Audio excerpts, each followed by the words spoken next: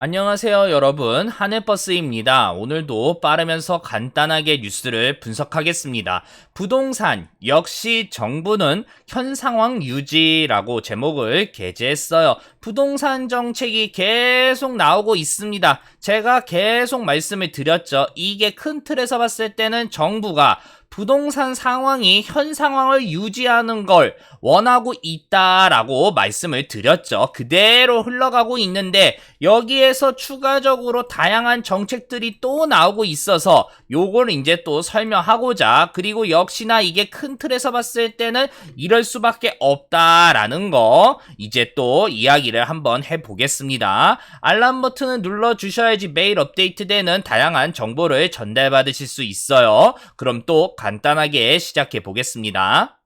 제가 지난번에 정부가 부동산 대책으로 안심전환 대출을 꺼내 들었다라는 영상을 통해서 다양한 이야기를 꺼내 들었습니다. 어떤 이야기를 꺼냈냐? 첫 번째, 20조밖에 안 되는 거, 왜 이럴 수밖에 없는지 말씀을 드렸고, 두 번째, 이게 금리 인하 효과로 어떤 현상이 앞으로 발생될 건지, 또 MBS라는 이 상품이 이제 어떤 효과를 또 발생시킬 건지 하나씩 말씀을 드렸어요. 간략하게 설명을 다시 한번 하자면, 우리나라 주택담보대출이 대략 700조에 가까운 상황인데, 이거에 대해서 전부 다 당연히 대출이자가 어느 정도 높을 수밖에 없어요. 시중은행에서 사용을 했으니까. 근데 여기에서 왜 20조밖에 하지 않았냐? 이거는 전체적으로 다 해서 정부가 인위적으로 대출을 다 하락시켜가지고 이 이자로 소비를 진작시키든 아니면 국민들의 이런 대출 부담을 조금이라도 경감시켜주는 그런 것도 해줄 수가 있는데, 할 수 없는 이유는 인위적으로 이거를 만들어버리면 시장 왜곡 현상이 발생될 수밖에 없기 때문에 전체의 비율에서 딱 20조만 꺼내 들었다라고 말씀을 드렸어요. 그리고 이게 어쩔 수 없는 현실인 게 MBS 이 상품이 과도하게 또 만들어져서 채권 시장에 불균형을 만들어줄 수밖에 없어서 여기에서 소비가 발생이 안 돼서 채권 시장이 망할 수도 있다라고 이야기를 했어요. 간략하게 설명을 또 하자면, 대출로 대략 5조 상품에 이제 5%의 대출 상품이 있었어요. 5조가 좀 크긴 하지만 어쨌든 이 상품인데 정부가 안심전환 대출로 해서 이거를 시중은행에 빼앗아요. 그리고 어떻게 하냐? MBS라는 상품을 만들어서 다시 여기에서 1%, 2%를 이렇게 비율을 정해가지고, 수익 비율을 말이에요, 시장에 내던져요. 그러면 이걸 누가 사냐? 다양한 금융사나 보험사나 이런 사람들이 사는데, 은행이 직접적으로 어쩔 수 없이 강매를 당한다. 그러면 이게 큰 틀에서 봤을 때는 은행은 5조에서 5%의 이 잘 받고 있었던 이 상품을 정부 때문에 뜯겼는데, MBS 상품에서 1%나 2%로 강매를 당해가지고 손해가 무지막지하게 발생돼서 시장 왜곡이 일어난다라는 거. 그래서 MBS 시장에서도 다양한 또 불만이 발생되고 또 왜곡 현상이 발생될 수밖에 없다라는 거. 그리고 금리 인하는 여기에서 금리를 정부가 인위적으로 강제화시켰기 때문에 대출에 허덕이는 서민들의 집값을 최대한 안정시킬 수가 있죠. 그리고 여기에서 돈을 세이빙한 걸 이제 소비로 또 돌려서 사람들이 살아남을 수 있다라는 것까지 말씀을 다 드렸습니다. 더 자세한 내용은 제가 링크를 걸어 놓을 테니까 참고 부탁드리겠습니다.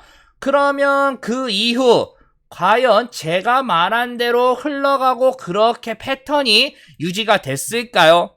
하나씩 기사를 읽어보고, 그 다음에 정부가 또 다른 부동산 이런 대책을 꺼내 들었는데 이게 어떤 현상이 발생될 건지, 그 다음에 정부가 역시나 어쩔 수 없이 현 상황을 유지하고 싶다라는 마음이 왜 들통이 나고 있는지 말씀을 딱 하나씩 또 드리겠습니다. 서민형 안심전환 대출이 어제 신청 완료가 됐어요. 그래서 이제 정부가 발표를 했습니다. 어떻게 이런 건수가 어느 정도고 액수가 어느 정도고 향후 어떻게 할 건지 말이에요. 하나씩 하나씩 기사를 읽어보고 바로 맞춰보겠습니다. 금융위원회에 따르면 지난 주말 신청이 끝난 안심전환대출이 액수로는 총 73조 9천억 원으로 건수로는 63만 5천 건이 접수됐다라고 얘기가 돼요. 엄청난 거죠. 우리나라 지금 주택담보대출이 대략 700조에 가깝다라고 일단 어느 정도 추정치로 얘기를 하고 있는데 여기에서 73조면 10% 정도가 지금 나온 거니까요. 신청이 좀 까다로웠는데도 불구하고 말이에요. 그런데 아까 말씀드린 대로 전체 한도의 예산이 준비된 예산이 어쩔 수 없이 20조 원이었기 때문에 신청자의 3분의 2 이상이 안심전환대출을 못 받게 됐다라고 이야기가 나옵니다. 당연히 안심전환대출이 선착순으로 빠르게 신청을 받는 게 아니고 일단 다 받고 만약에 이제 이 20조를 돌파해서 넘어버리면 금액이 작은 순서대로 정확하게는 아파트나 주택이나 이런 대출이 작은 순서대로 시작을 하겠다라고 한 거기 때문에 나머지는 해당이 안 되는 거죠. 그러니까 상대적으로 집값이 비싼 수도권에 사는 이들은 혜택을 받게 힘들게 됐다라고 얘기가 나온 겁니다. 그래서 금융위원회가 계산을 때렸을 때 지원을 받을 수 있는 주택가격 상한선이 대략 2억 1천만 원에서 2억 8천만 원에 그칠 것으로 추산했다라고 이야기가 나온 겁니다. 그쵸? 그리고 또 이야기의 핵심 MBS 이야기가 바로 나와요. 보금자리론으로 수요가 몰리면 주택저당증권 발행할 여력이 충분한지 묻는 말에 대환 수요 말고 보금자리론 자체에 대한 수요가 과거보다 많이 줄어든 감이 있다. 그래도 시장 불안이 생기면 기획재정부나 국채 보유 물량을 조정하든지 아니면 주금공, 주택금융공사죠. 주금공의 재원 조달 방안을 다양화하는 방법을 강구하면서 시장 안정을 노력하겠다라고 얘기가 나온 겁니다. 이게 무슨 말이냐면 일단 아까 20조밖에 준비를 못했어요. 그러면 나머지 3분의 2 사람들은 어떻게 해요? 일단 고민할 수밖에 없죠. 아예 안 하던가 아니면 그나마 대출이 싼 쪽으로 정부 정책을 받을 수 있는 쪽으로 안심전환대출보다는 어느 정도 혜택이 줄어든 상품이지만 말이에요. 그것도 아니면 이것도 저것도 그냥 불만만 토로하는 이런 세 가지 선택이 있는데 보금자리론이 그나마 안심전환대출보다는 조금 안 좋지만 일단 좋다라고 판단이 돼서 여기에 수요가 몰릴 수밖에 없다. 그래서 MBS 발행으로 공급이 채권 시장에서 너무 과도하게 발생돼서 이 수요가 공급보다 줄어드는 상황이어서 역균형 발생으로 채권 시장에 왜곡 현상이 발생되는 거 걱정해야 되지 않냐라는 요 질문이에요. 그러니까 정부 관계자가 이런 현상이 만약 발생되면 인위적으로 개입을 하겠다라고 이야기를 한 겁니다. 그리고 주금공의 MBS 의무 보유 기간이 원래는 1년이었는데 3년으로 늘려서 은행들이 불만을 제기한다라는 점에서 이렇게 답변을 해요. 일반적으로 금리가 높은 주담대를 그보다 더 낮은 금리의 MBS로 바꿔서 보유해야 하는 상황이기 때문에 불만이 있을 수밖에 없다. 제가 아까 말씀드린 그대로죠. 당연할 수밖에 없어요. 하지만 1차 안심전환대출과 달리 이번에는 은행이 대환을 해줬기 때문에 중도 상환 수수료를 다 수취했고 이번 안심전환대출을 통해서 주담대 자산을 줄였기 때문에 내년에 시행이 될 예대율 규제, 예대 마진에 또 관련된 이야기가 있어요. 대출과 관련돼서 나중에 또 설명을 하겠습니다. 이거에 대해서 규제를 맞출 부담이 줄어들었다라고 얘기를 해요. 한마디로 은행의 상의 없이 그냥 정부가 생각을 한 거예요. 은행아, 내가 대출을 뺏었지만 일단 뭐 중도 상환 수수료를 니한테 줬잖아. 불만 없지? 라고 이야기를 한 거고 그 다음에 너 어차피 내년에 예대율 규제에 네가 맞춰야 되는데 내가 니한테 의사는 안 물어봤지만 인위적으로 할 수 있잖아. 그러니까 불만 나한테 토로하지 말라 라고 이렇게 완전히 이야기를 한쪽으로 호도를 해버렸습니다. 이런 상황에서 정부는 이번에는 세입자들을 위한 부동산 정책을 또 쏟아냈습니다. 어떤 정책이 또 나왔냐? 임대차 관련해서 이제 법제 개선 방안이 나왔는데 주택 임대차 계약갱신 청구권을 도입해서 현행 2년인 임대차 기간을 최장 4년에서 혹은 6년까지 연장한다라는 이야기가 나왔고, 또 계약갱신 거절 통지 기간 변경에서 임대차 기간 종료 1개월 전까지 갱신 여부를 하는 게 이제는 2개월 전까지 앞당겼다라는 거. 요런 걸 통해서 이제 세입자한테 힘을 실어준 정책이 나왔다라고 해석을 할 수 있는 거죠. 당연히 오른쪽에 이거에 대한 부작용이 어떤 부작용인지 이야기가 나와 있습니다. 이게 장점만 있을 수가 없어요. 당연히 세입자 입장에서만 생각을 했던 정책이기 때문에 그래요. 집주인은 입장이 달라요. 왜 입장이 다르냐? 집주인이 이 내 집을 전월세로 내놨을 때 사회에 환원하겠습니다 라고 한 게 아니고 당연히 이윤을 챙기기 위한 행동이었기 때문에, 만약에 2년 뒤에 내가 부동산 가격이 상승해서 여기에 연동돼서 또 이제 올리겠다라는 거를 이제 못하게 돼요. 4년이 되니까. 그러면 여기에 손실되는 발생을 어떻게 메꾸겠습니까? 당연히 내가 처음에 전월세든 뭐든 줬을 때 전세를 예를 들면 1억을 줬으면 이제는 1억 5천을 줘야지 라고 생각을 할 수밖에 없다라는 거예요. 물론 여기에서 전제적인 조건은 부동산 공급과 수요에서 공급은 정말 적은데 수요가 계속 높은 서울과 일부 지역의 부동산 이야기를 하는 거예요. 지방 저기 끝에서 미분양이 엄청 발생되는데 거기에 해당됩니다 라고 이야기하는 게 아닙니다. 그러니까 계속 부작용이 뭐냐? 우리가 이미 경험을 했었죠. 임대차 기간 1년이었는데 그때를 다시 1년 플러스해서 2년으로 늘렸을 때 서울 전세 가격 변동률 하면서 이렇게 나왔어요. 이렇게 뻥튀기 하면서 올랐다라는 거예요. 그래서 1차적으로 정리를 하자면 안심전환대출을 통해서 이집 수조에 선택받은 사람들이 대출금리 인하의 혜택을 보게 될 거고, 이게 연동돼서 집값이 안정화가 될 겁니다. 당연히 저금리 1%의 고정금리가 되면 대출 이자가 많이 싸지니까요. 여기에 연동돼서 당연히 내수 촉진이 발생되겠죠. 소비에 돈이 들어가니까.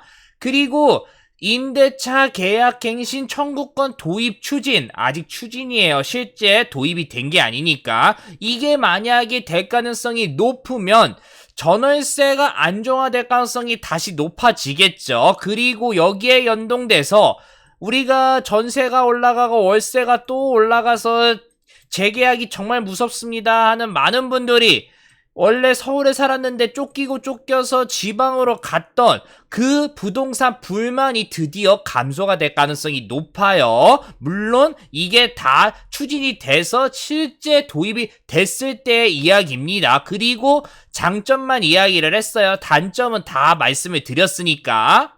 그러면 뭐예요? 정부가 생각했을 땐 부동산의 정책으로 봤을 땐 집값이 오르지 말고 이제 억누르고 있으니까요. 내리지도 말라. 그리고 여기에서 세입자도 불만이 터져나올 수 있으니까 최대한 세입자한테는 우대하는 정책, 요게 정부의 현 부동산 정책이다라는 거를 우리가 이 두 가지를 통해서 확인할 수 있는 겁니다. 그러면 이제 아까 그 이야기의 단점을 또 해봐야겠죠. 안심전환대출의 단점은 MBS 시장의 또 왜곡 현상, 그리고 대출 시장의 왜곡 현상을 발생됐는데, 이게 문제가 발생되면 정부가 인위적으로 또 한 번 돈으로 억누르겠다라고 이야기를 했으니까 이 부분은 설명을 한 거고, 그 다음에 이제 전월세가 한 번 더 묶여버리면 또 튀어버릴 텐데, 아까 말씀드린 대로 집주인들이 바보가 아니니까 말이에요. 그러면 이거에 대한 단점을 어떻게 극복을 할 거냐?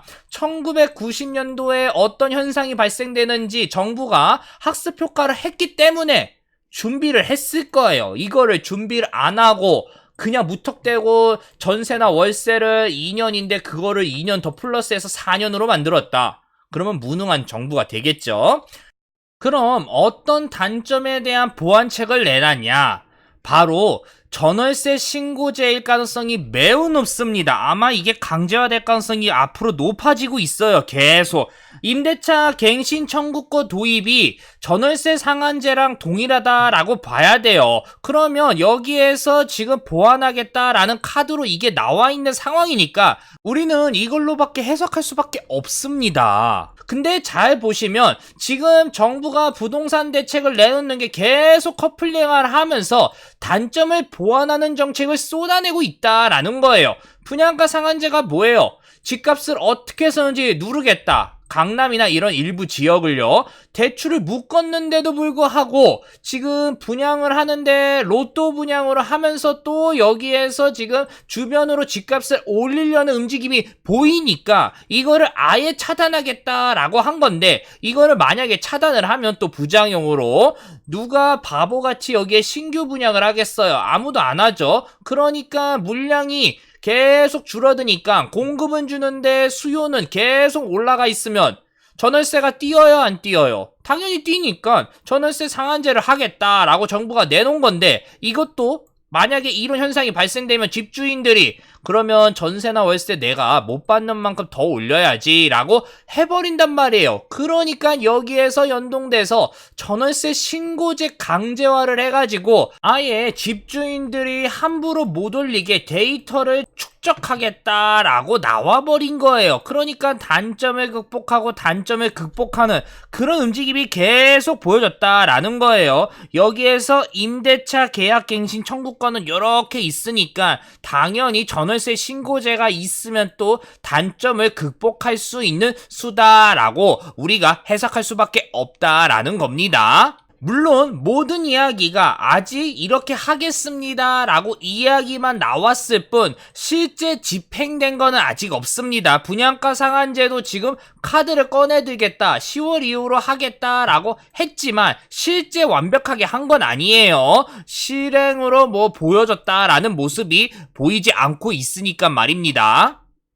근데 정부의 입장도 우리가 이해를 하긴 해줘야 됩니다. 많은 분들이 또 갈라지는 게 부동산 대책에서 그냥 자꾸 인위적인 대책만 쏟아내니까 이게 왜곡돼서 부동산 가격이 다른 데로 튀고 있다, 아예 손을 떼라 라고 하는 그런 쪽이 있는 반면에, 이게 무슨 소리냐, 부동산 서울 집값이 지금 미친듯이 올라가고 있는데 정부가 인위적으로 누르지 않으면 이거 답이 없다 라고 하면서 인위적으로 왜곡 현상이 발생돼도 어쩔 수 없이 해야 된다 라는 입장이 계속 극명하게 갈리고 있어요. 근데 정부가 지금 인위적으로 왜곡 현상을 발생시켜도 나는 개입을 하겠다라는 그런 입장을 취할 수밖에 없는 건, 강남 집값이나 거기에 연동돼서 일부 집값이 지금 계속 사상 최대치를 찍어줄 가능성이 높아지고 있기 때문에 그래요. 대출을 규제하고 뭘 규제해도 돈 있는 사람은 돈이 있어요. 저번에 로또 아파트 이거 해가지고 여기에다가 현금을 쏟아부어야 되는데 10억 가까이 말이에요. 7억에서 이거를 실제 할 수 있는 사람이 1만 가구 이상이 나왔단 말이에요. 그러면 뭐예요? 이거의 절대적인 까다로운 조건도 이 정도인데 여기에 여유로운 사람들도 돈이 많다라는 거예요. 그러니까 대출 규제를 아무리 해도 강남 집값의 수요는 계속 몰려오고 현금 부자들, 부가 또 부를 버는 그런 공식이 계속 가속화가 되고 있으니까 집값을 지금 인위적으로 누르지 않으면 천정부지 계속 올라갈 가능성이 높으니까 정부가 인위적으로 지금 억누르려고 하고 있다라는 거예요. 어쨌든 이게 지금 아크로리버 파크를 이렇게 보여주고 있는 이유는 부동산 강사분들이나 아니면 부동산 투자하신 분들의 꿈의 숫자인 1평당 1억에 지금 근접을 완전히 해버렸어요. 그러니까 이거 못 막으면 나라 망해요. 완전히 망할 수 있습니다. 진짜 소득이 연동돼서 같이 올라줘야 되는데 부동산의 부만 미친듯이 올라가고 강남의 이 소득만 올라가고 있으니까 전체적인 밸런스가 완전히 깨질 수밖에 없기 때문에 그래요. 부동산 역시 정부는 현 상황 유지라는 이 제목을 다 말씀을 드렸죠. 올라가는 것도 안 돼. 분양가 상한제나 다양한 대출 이런 거에 통해서 말이에요. 그리고 내려가는 것도 큰일 나. 당연히. 그래서 안심전환 대출을 통해서 최대한 구제하는 방향. 게다가 세입자가 여기에서 또 고통받을 수가 있기 때문에 세입자 우선 정책을 내놨다라는 게 큰 틀에서 봤을 때는 정부가 부동산 현 상황을 유지하고 싶다라는 걸로 우리가 해석할 수밖에 없다라는 겁니다.